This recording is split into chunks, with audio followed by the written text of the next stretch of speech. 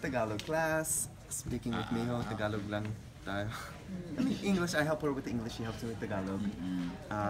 I read Tagalog books, I try to sing Tagalog songs. I try to watch TV.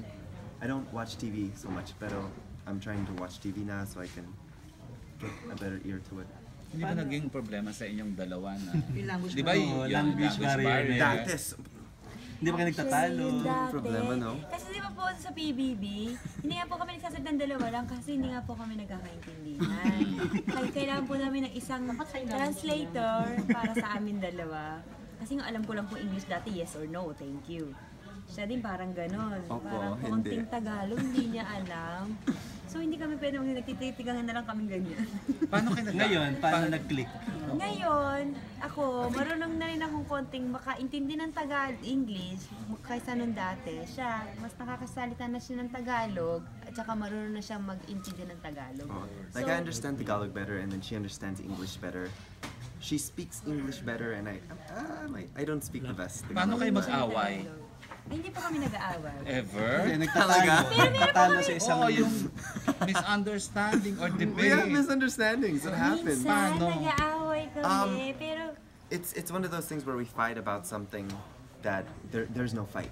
It's just a misunderstanding lang. So, I mean, how do you speak? Fix it? Yes. How do we? Sign language. How do you know, do Communicate. you scream at each other Like- in Tagalog or in English? Like 3 months ago, we would need a friend to help translate if we fight. Like, okay, wait. May interpreter Siguro, kayong mag-away. siguro, like, it gets really, Diba? parang pangit yung Parang fight. Miss Universe, Pero we're like, okay, ah, wait, may siguro, interpreter. hindi naintindihan tayo. kahit nag-aaway, may translate. So we're like, okay, you know, So hindi ba narindi yung interpreter niyo na nag-aaway kayo? Hindi dati na-translate kailangan. niya? Kailangan dati. Ngayon, hindi na. Ngayon, hindi na. Hindi na. Pero, we could understand each other more. Definitely. And you love each other more now than before. May kasal na ba? Napag-uusapan na ba? Grabe pa, wala po.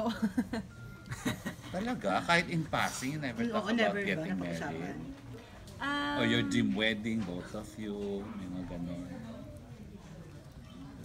Meron, no? Natatawa na lang eh. Bakit? Meron na ba? At in passing. Wala po, pero napag-usapan namin na sabi niya balang araw, sana maging dumating din tayo sa puntong ganyan, yung ganon. Pero yun talagang totoong usap na ganon. So wala pa kayong plan? Matagal pa? Matagal Career pa. mo na? Selosan? May nagsiselos ba kayo? Sino mas seloso sa inyong dalawa? Who's the more jealous type of people?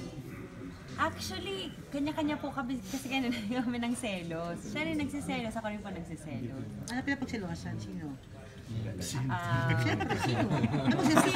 Guys, siyang tao. Sino mas madalas? Tumitingin ba siya sa ibang girls? O ikaw? hindi siya tumitingin sa iba. Ano pinagsiselosan mo?